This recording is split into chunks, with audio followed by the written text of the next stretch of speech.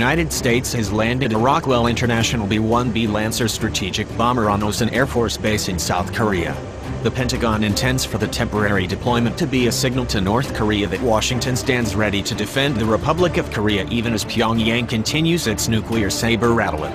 The bond between the United States and the Republic of Korea is ironclad, and the strength of that commitment will not be shaken by North Korea's aggressive behavior, said U.S. Air Force Lieutenant General Thomas Bergeson, commander of the 7th Air Force.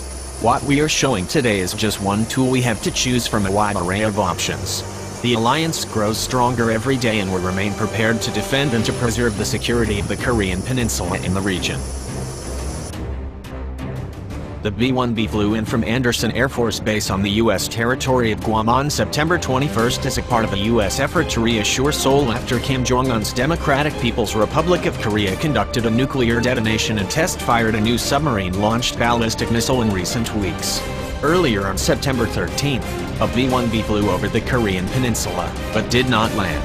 The Korean Peninsula faces a grave security crisis as a result of North Korea's 5th nuclear experiment, along with its continued launching of SLBMs and ballistic missiles despite the concerns of the international community, Lieutenant General Lee Wang-kun, Republic of Korea Air Force's operational commander, said in a statement. The Republic of Korea-U.S. Combined Air Forces, acutely aware of this climacteric situation, maintains a close information sharing and a robust combined operational capability. Should the enemy provoke us once again, the combined air forces will respond and eliminate their will and capability to fight. The B-1A was originally designed during the 1970s as a high-altitude, Mach 2.0 capable nuclear bomber. However, President Jimmy Carter canceled the program on June 30, 1977, in favor of air-launched cruise missiles, carried on board the B-52, intercontinental ballistic missiles, and what eventually became the Northrop Grumman B-2 Spirit stealth bomber after it became apparent that penetrating Soviet airspace of high altitudes in a conventional non-aircraft was likely a suicidal endeavor. President Ronald Reagan eventually revived the Lancer program on October 2, 1981. However, the new B-1B was optimized for low-level penetration. Additionally, the aircraft was modified with new engine intakes and other upgrades to reduce its radar cross-section.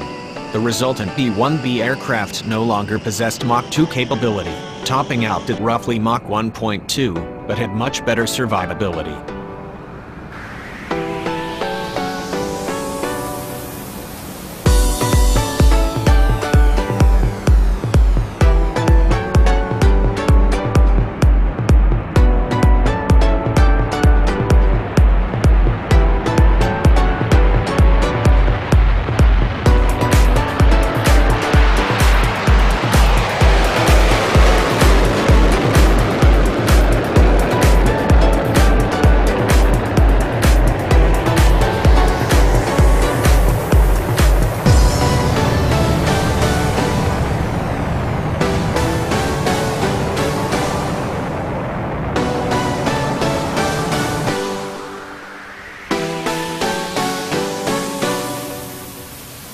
Following the Cold War, the Air Force removed the B-1B fleet's nuclear capability and converted the aircraft into a conventional weapons platform.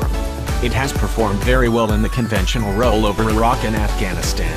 Over the years, the Air Force has added a host of precision-guided munitions, data links and sensors into the venerable bomber to keep it relevant into the future. Indeed, the Air Force is in the midst of upgrading the bombers with new avionics, including a new Northrop Grumman Scalable Agile beam radar, Global Strike active electronically scanned array radar, amongst other modifications.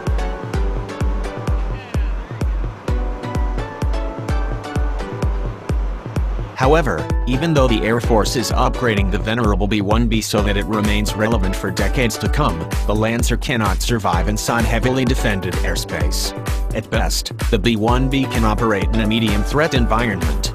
The Air Force's fleet of 20 B-2 stealth bombers are currently the service's only strategic bombers that can penetrate deep into an anti-access area denial bubble defended by advanced Russian or Chinese-made surface-to-air missile systems such as the S-300V4, S-400 or HQ-9.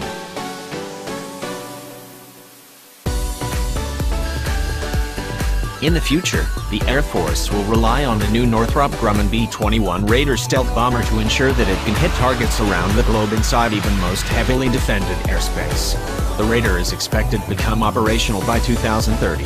The Air Force hopes to buy a minimum of 100 Raiders, but in an ideal world would prefer to have roughly 200 of the new stealth bombers.